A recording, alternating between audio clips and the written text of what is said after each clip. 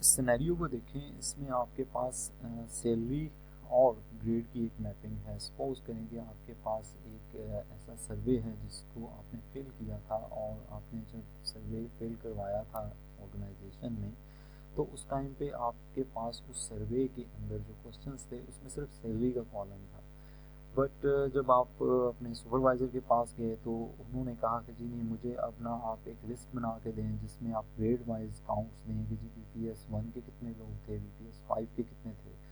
तो ये अब आपके लिए बहुत मुश्किल हो जाएगा। आप दोबारा सर्वे तो नहीं कर सकते, इसलिए आप ये करते हैं कि उस ऑर्गेनाइजेशन में वापस जाते हैं, उनको कहते हैं कि भाई हमने सैलरी कैलकुलेट की थी, ली थी लोगों से, तो ग्रेड हम देना भूल गए।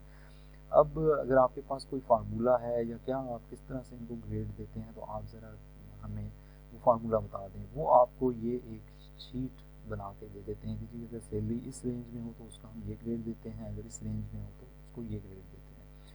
अब ये सिनेरियो आपके पास बिल्ड हो रहा है, मतलब रेंजेस और डिस्क्रीट वैल्यूज़ भी देखें कि 11,000, 12,000, 16,000, इस तरह के भी डिस्क्रीट वैल्यूज़ के साथ भी हैं और कुछ रेंजेस भी हैं। तो ये सिनेरियो आपके पास यहाँ पे बिल्ड होता है जिसके अंदर आपके डिफरेंट लेफ्ट साइड के ऊपर रेंजेस भी हैं और डिस्क्रीट वैल्यूज़ भी हैं जिनके अगेंस्ट हमने उनको ग्रेड दिया हुआ है।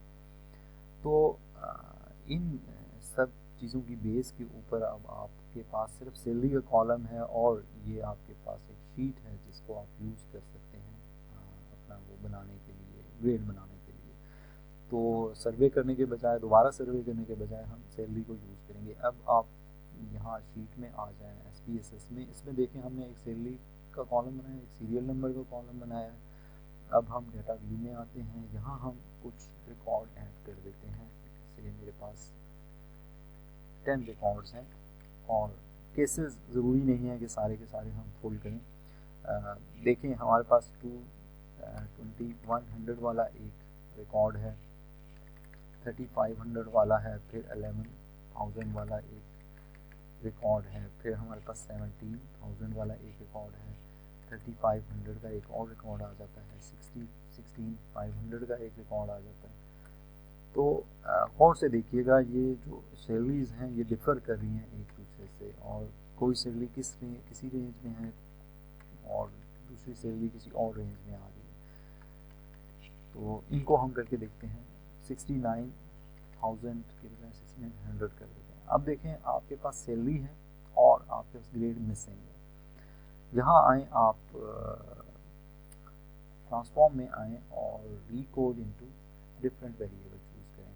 तो इसको आप और से देखें तो यहाँ सैलरी का कॉलम है, आपने इसको पिक करना है, यहाँ इसको लेना है राइट साइड के ऊपर, यहाँ इसको नया एक कॉलम जो बन रहा है उसका ग्रेड दे दें। ग्रेड देने के बाद यहाँ इसको चेंज करें, चेंज पे क्लिक करेंगे तो ये ग्रेड आपको यहाँ नज़र आना शुरू हो जाएगा। अब आप ओल्ड एंड न्यू वैल्यूज़ पर क्लिक करेंगे, ये एक नई चीज़ आपके पास ओपन हो जाएगी जो कि आपको अलाउ करेगी कि आप इसमें वो केसेस डिफाइन करें जो कि हमने एक्सेल के अंदर अभी देखे थे। तो इसको मैं मिनिमाइज़ करता हूँ, इसके साथ रख लेता हूँ। तो और से देखें तो आपके पास लेफ़्ट साइड का जो एरिया है ये वाला, ये जो रेंज है यहाँ पर जो आपको नज़र आ रही है, ये सेम रेंज यहाँ आप दे सकते हैं। मतलब यहाँ रेंज का ये एरिया है जिसमें आप 2000 4000 का पेयर बनाएंगे, फिर 4100 6000 का पेयर बनाएंगे, वो इन चीज़ों से यूज़ करेंगे, रेंज से यूज़ करेंगे। और कुछ डिस्क्रीट जो तीन वैल्यूज़ हैं ये आप वैल्यू के साथ माइंड करेंगे। तो आप पहले, चूँकि आपके पास पहला केस है ये वाला 2000 से 4000, तो 2000 यहाँ लिखते हैं,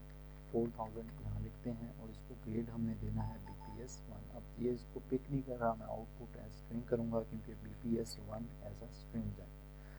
ऐड कर देता हूँ तो देखें ये एक केस हमारे पास ऐड हो गया। दूसरा केस है 4100 से 6000, तो 4100 से 6000 और इसकी वैल्यू क्या है, BPS 2।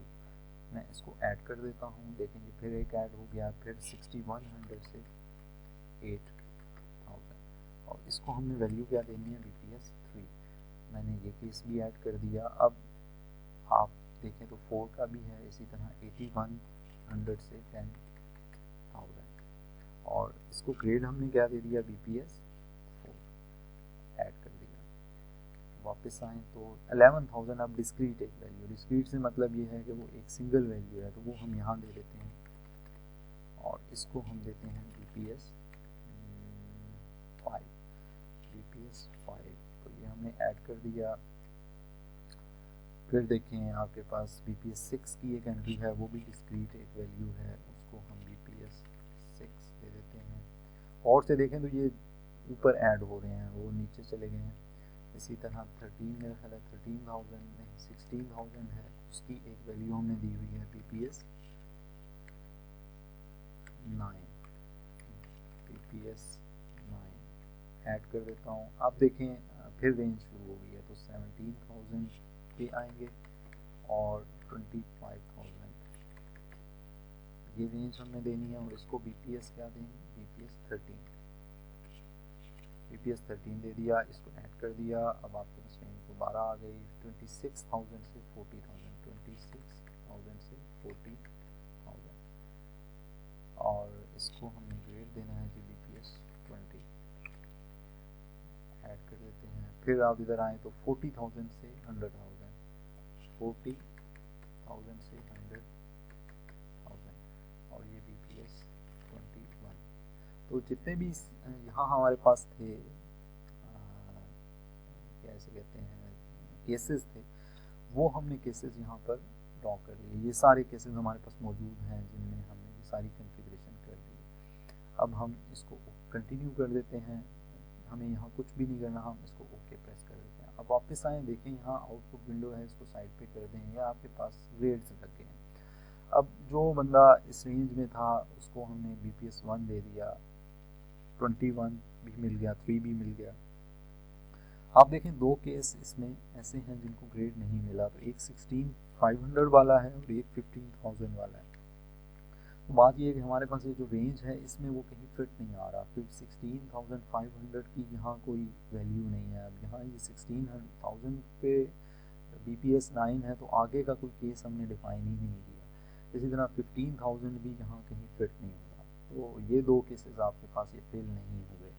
उनका रीज़न ये है, अगर आप एक केस और डाल के यहाँ वो भी दे दें तो वो भी यहाँ पे इंक्लूड हो जाएंगे। ठीक है, तो ये चीज़ हम यूज़ करते हैं जहाँ पर हमारे पास जो सोर्स कॉलम है जिसके ऊपर ऑपरेशन हो रहा है वो आपका न्यूमेरिक होना चाहिए। उससे आप न्यूमेरिक भी ड्रॉ कर सकते हैं, उससे आप नॉमिनल भी ड्रॉ कर सकते हैं। हमने इस केस में एक नॉमिनल कॉलम बनाया है ग्रेड। ग्रेड के अंदर डिस्टिंक्ट वैल्यूज़ क्या हैं, BPS1, BPS2, BPS3, BPS4 और अप टू 21। तो ये हमारे पास एक नॉमिनल से न्यूमेरिक से नॉमिनल कॉलम ड्रॉ हमने करने की कोशिश की है। और ये और से इसको समझें कि ये जो कंप्यूट वेरिएबल की टेक्निक है उससे बहुत डिफरेंट है। कंप्यूट वेरिएबल में scale although as a source use होता है, बट एक ही फार्मूला सब पे लगता है। इस केस में एक फार्मूला नहीं लग रहा, इसमें रेंजेस की बेस के ऊपर ट्रांसफॉर्मेशन हो रही है।